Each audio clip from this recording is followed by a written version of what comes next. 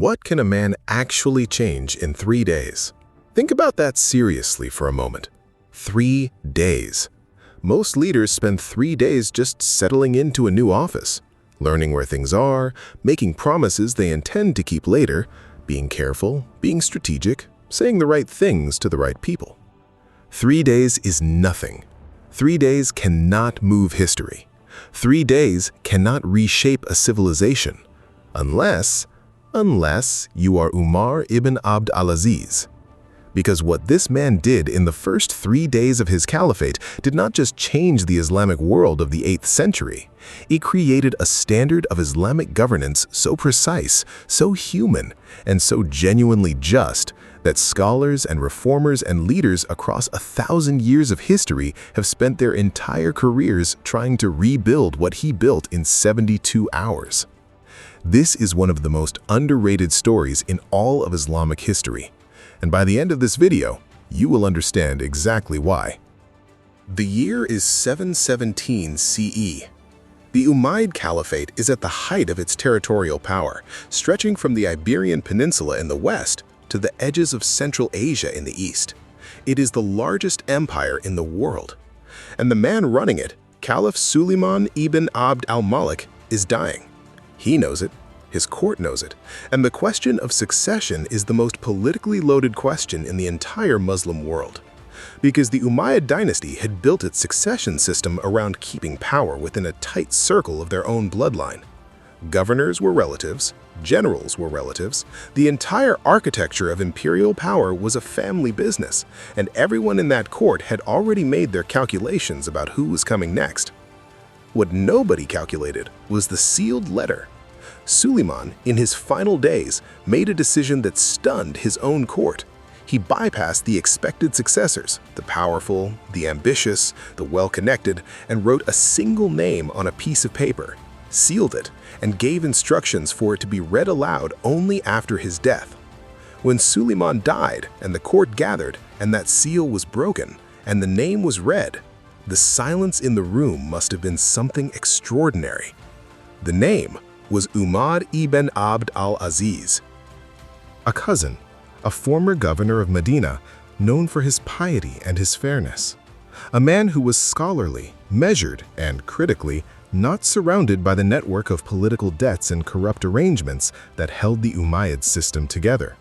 A man who, when he heard his own name announced as the new Caliph of the most powerful empire in the Islamic world, did something that no one in that court had seen a ruler do at the moment of receiving absolute power.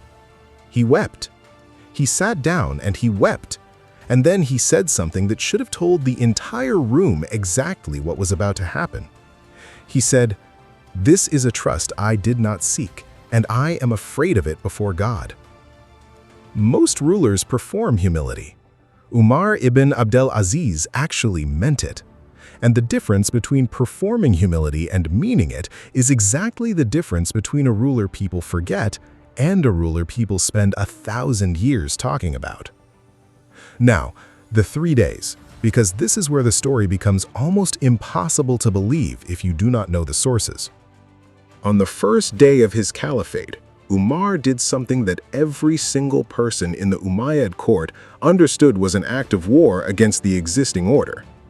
He called for the royal horses, the elaborate procession of decorated animals, the symbols of Umayyad imperial prestige, and he sent them away.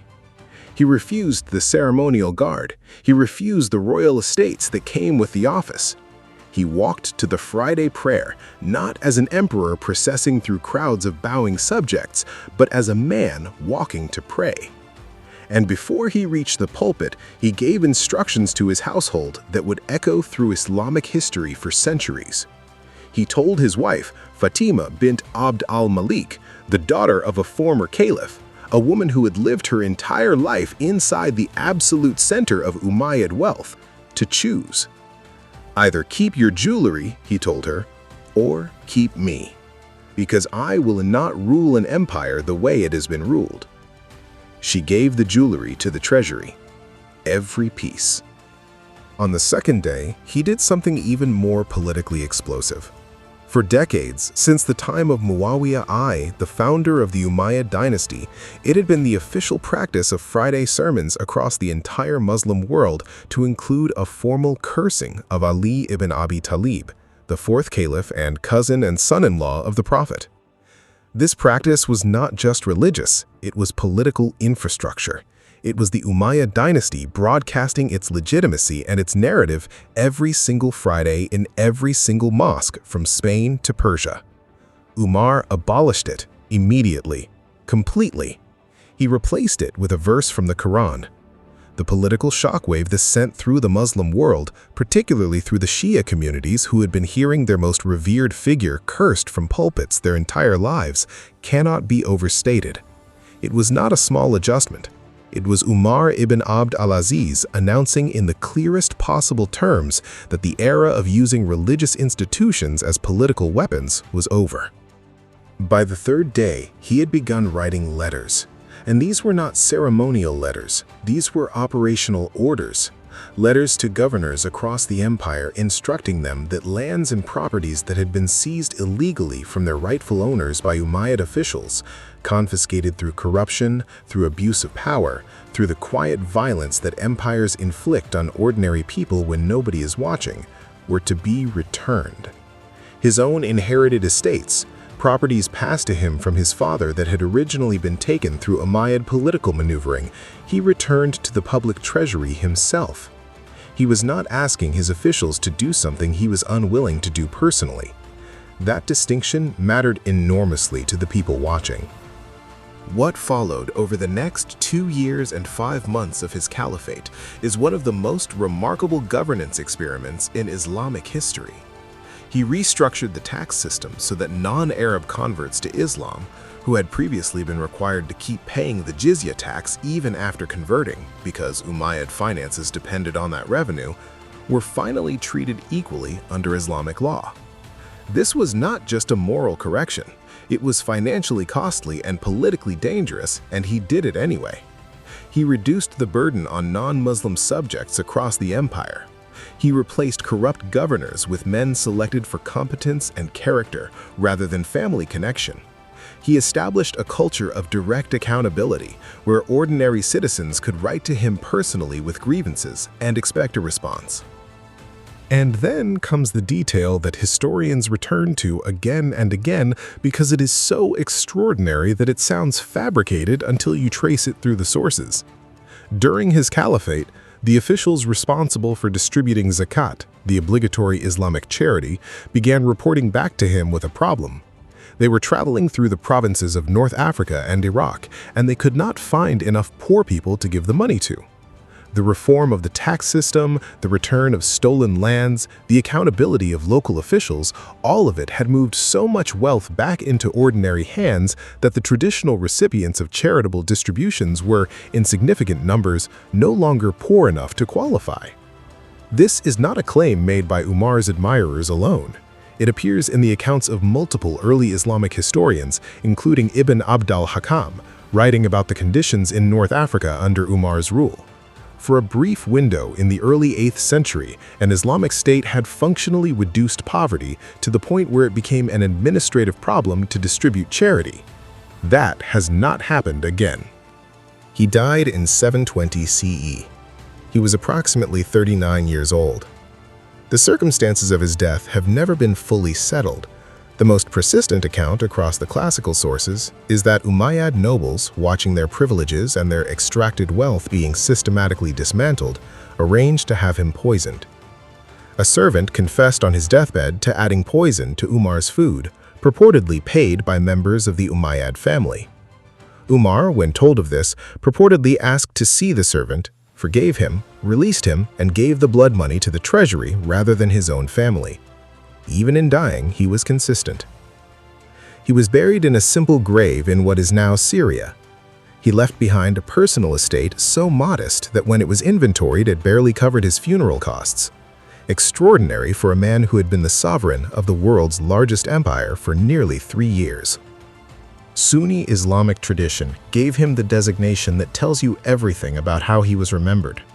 The fifth rightly guided caliph, not an Umayyad ruler, not a political figure, a rightly guided caliph, placing him in the same category as Abu Bakr, Umar ibn al-Khattab, Usman, and Ali. The only Umayyad ruler to ever receive that designation, the only one who earned it. For the next 1,000 years, Islamic reformers, from the scholars of the Abbasid Golden Age to the revival movements of the 18th and 19th centuries, returned to Umar ibn Abd al-Aziz as their reference point, not as a distant ideal, but as proof of something specific, proof that it had actually been done, that a just Islamic state was not a theory or a religious abstraction, that a man had built one and it worked, and people had been fed and protected and treated with dignity under it, and the record of it existed in the historical sources for anyone willing to look. That proof, that it happened once, is perhaps the most politically powerful thing he left behind. You cannot dismiss a possibility that has already been realized. 3 days, 72 hours of decisions that cost him every political ally he could have had, every material comfort that came with the office, and eventually his life. And in return, he got something that no Umayyad palace, no army, no treasure house could buy. He got to be remembered honestly. That is rarer than any empire. If Media Point is new to you, and this is the first time you have heard a story told like this, the kind that sits with you after the screen goes dark, then subscribe right now, because this is what we do here every single video. And if you have been with us, you already know the like button is the smallest possible thing you can do for the biggest return. Umar ibn Abd al-Aziz gave back everything he was given. You can spare one tap.